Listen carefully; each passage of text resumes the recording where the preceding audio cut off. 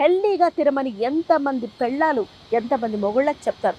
అరే స్మోక్స్ తీసుకోవద్దు, మందు తాగదా, నేను తాగే 4-5 సిగరెట్లకి ఏమొచ్చేస్తుంది, ప్యాకెట్లు తాగిన వాడే హార్ట్లు బాగున్నాయి, చెత్త వాదన వాదిస్తాను. నేను వీళ్ళందరికీ ఒకటే చెప్తా, వాడి బాడీ వేరు, నీ బాడీ వేరు. నువ్వు సిగరెట్ వాల్సరి పీలిస్తేనే నీ గుండెకు ప్రాబ్లం అవ్వచ్చు, వాళ్ళు ఎంత తాగినా వాళ్ళకేం కాకపోవచ్చు. అరే నీ వైఫ్ చెప్తుంది, రేపొద్దున నీకు ఏదైనా అయితే ప్రేమ ఉన్నా లేకపోయినా అఘోరించేది దాని జీవితమే. ఆ మాత్రం కన్సర్న్ లేదా? తాగి తిరిగితేనే గొప్ప మగతరం అనుకుంటే ఎట్లా? ఫ్యామిలీలను మర్చిపోయి థర్స్డే నైట్ పార్టీలని పోయి మండే నైట్ వచ్చే ప్రబుద్ధులు కూడా ఉన్నారు. వీకెండ్ అవి ఇట్లా అని కూర్చుంటాయి.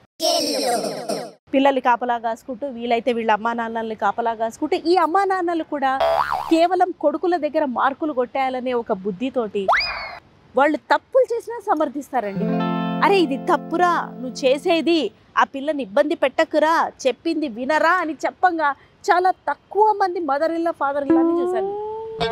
వాడు తప్పు చేస్తున్నాడని తెలుసు, తల్లి ఆత్మసాక్షికి మనస్సాక్షికి, కానీ సపోర్ట్ చేస్తుంది వాడి దగ్గర మార్కులు కొట్టేయడానికి. ఆ ఈగో, ఆధిపత్యం.